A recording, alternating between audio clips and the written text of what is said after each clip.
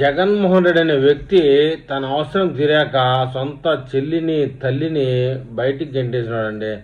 ఆయనకి ఎందుకండి స్టీల్ ప్రమాద బాధితులకి ఆయనకు మనసులో బాధ ఉంటుంది చెప్పండి.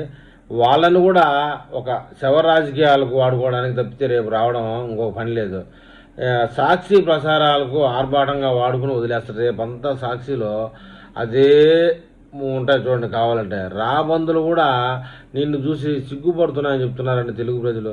రాబందులు కేవలం మృత కలేబారను మాత్రం తింటూ బతుకుతాయి. నువ్వైతే రాజకీయంగా ఇంకా నిజంగా ఉన్నావని చెప్తున్నారు.